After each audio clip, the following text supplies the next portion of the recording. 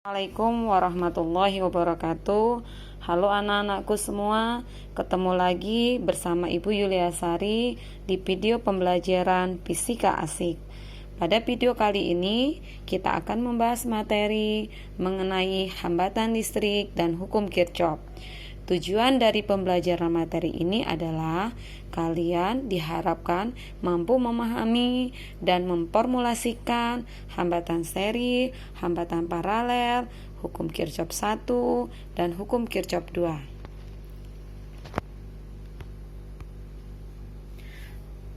Rangkaian hambatan listrik itu terbagi menjadi dua, yaitu rangkaian seri dan rangkaian paralel.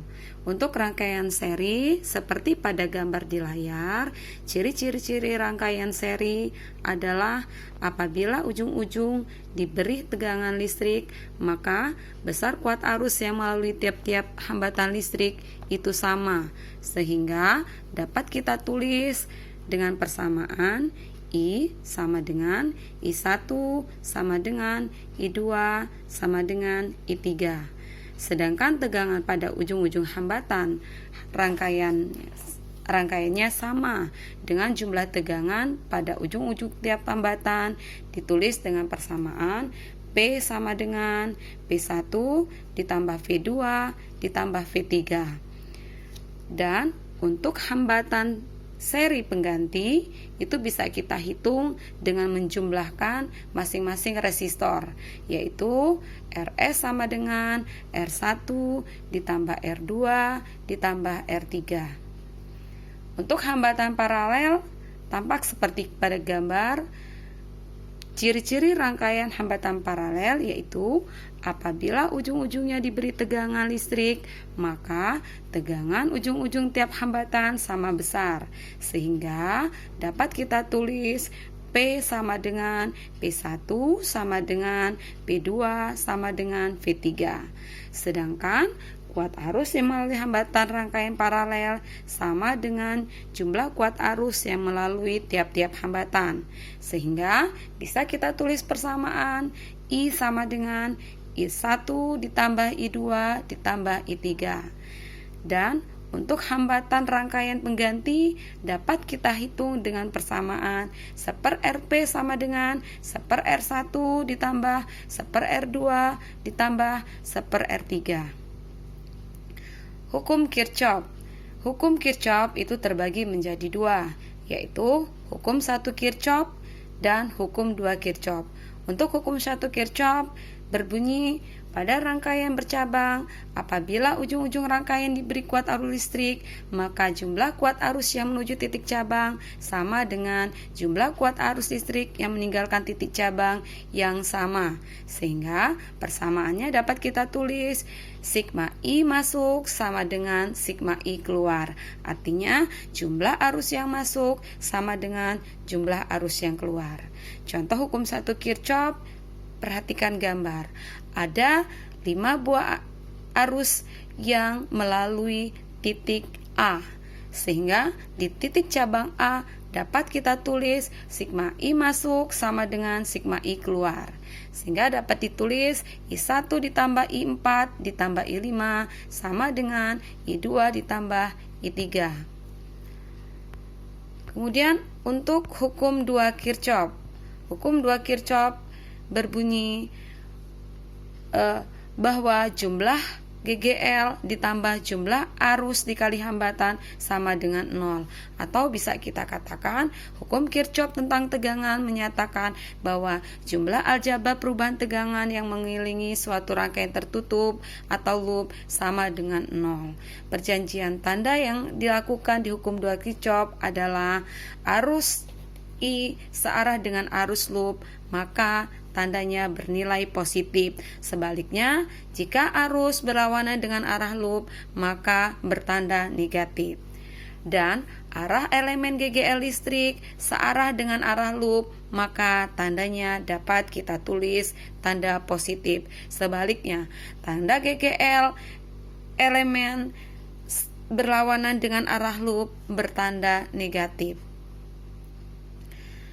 Untuk hukum 2 Kirchhoff, ada dua rangkaian akan kita kaji, yaitu rangkaian tunggal yang dikenal dengan rangkaian seri.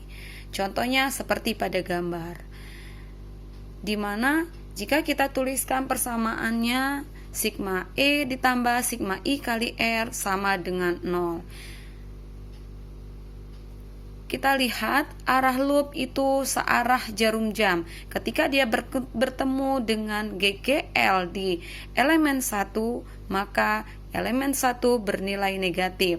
Kemudian ketika dia bertemu di elemen GGL yang kedua, maka dia bernilai positif. Sehingga bisa kita tulis persamaan min epsilon 1 ditambah epsilon 2 ditambah I dikali R1 ditambah R2 ditambah R3 ditambah R4 sama dengan 0. Yang kedua yaitu rangkaian majemuk. Rangkaian majemuk itu dikenal dengan rangkaian paralel, seperti pada gambar. Kita lihat loop 1 kita searah jarum jam, kita berikan searah jarum jam. Sementara loop 2 itu berlawanan jarum jam.